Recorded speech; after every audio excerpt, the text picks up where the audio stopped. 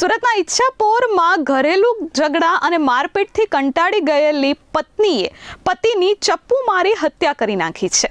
આ ચકચારિત ઘટનામાં પોલીસે આરોપી પત્નીની ધરપકડ કરી છે।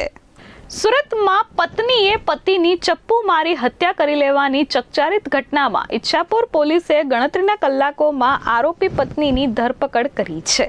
ગત 23 જૂનના રોજ ઈચ્છાપુર વિસ્તારમાં રહેતા રાજરથ ઉર્ફે રાજુભાઈ યાદવ નામના ઈસમનું શંકાસ્પદ મોત નિપજ્યું હતું। પોલીસની સઘન પૂછપરછ અને ફોરેન્સિક પીએમ રિપોર્ટના આધારે આ કેસ હત્યાનો હોવાનું બહાર આવ્યું હતું। ત્યારે પોલીસે પત્નીની પૂછપરછ કરતા પત્ની ભાંગી પડી હતી। રોજના ઝઘડા અને મારપીટથી કંટાળી પત્ની મનીષાબેને જ પોતાના પતિની હત્યા કરી હોવાનો મોટો ખુલાસો થયો છે। તેમણે ચપ્પુ વડે તેના પતિની જ હત્યા કરી નાખી હતી। હાલ પોલીસે તેની અટકાયત કરી કાયદેસરની કાર્યવાહી હાથ ધરી છે।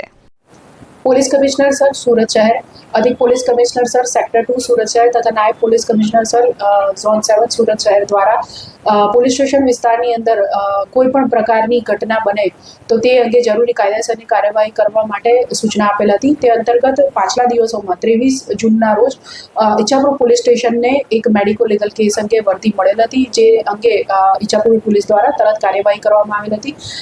તેની વિગત જોઈએ તો ઈચ્છાપુર પોલીસ સ્ટેશન વિસ્તારમાં પાઠાની આસપાસ ઝૂંપડપટ્ટીમાં રહેનાર ઈસમ રાજરથ ઉર્ફે રાજુભાઈ જોગેશભાઈ યાદવ તેઓને કોઈ કારણસર ઈજા થતા 108 મારફતે સિવિલ હોસ્પિટલ ખસેડવામાં આવ્યા હતા, જ્યાં તેમને મૃત જાહેર કરવામાં આવેલ હતા। જેથી ઈચ્છાપુર પોલીસ સ્ટેશન દ્વારા સત્વરે એડી દાખલ કરીને આ કેસનું તપાસ કરવાનું ચાલુ કરવામાં આવ્યું હતું। જે દરમિયાન જે મરણ જનાર વ્યક્તિ છે તેના પરિવાર અને તેની આસપાસના વ્યક્તિઓ વગેરેને પૂછપરછ વગેરે જે પોલીસની કાર્યવાહી છે તે ચાલુ હતી। સાથે સાથે આ ગુનામાં પોલીસ દ્વારા આ જે મરણ જનાર છે તેઓનું ફોરેન્સિક પીએમ કરાવવામાં આવેલ હતું।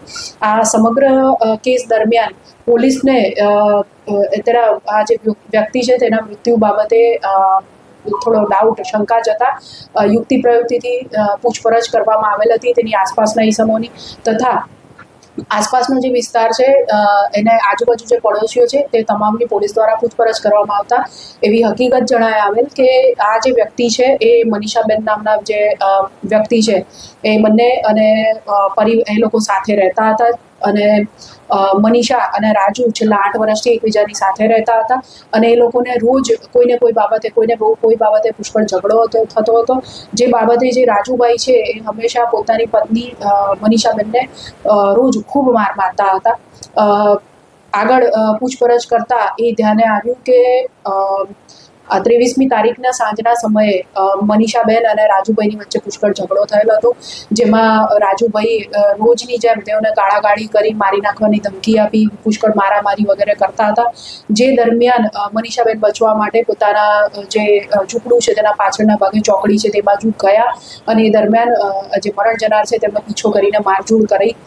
જે દરમિયાન જે બટાટા છોલવાનું જે ચપ્પુ આવે છે એ બેનના હાથમાં આવી ગયું અને તેમણે ત્યાં વાસણો જે પડેલા હતા એમાંથી લઈ અને જે મરણ જનાર છે તેઓને મારી દીધેલ હતું। જે દરમિયાન લોહી લોહાણ તે થઈ ગયા અને પછી ત્યારબાદ આજુબાજુના લોકો જે છે તેઓને બૂમ સંભળાતા અને એ લોકોએ 108ને કોલ કરીને બોલાવ્યો હતો।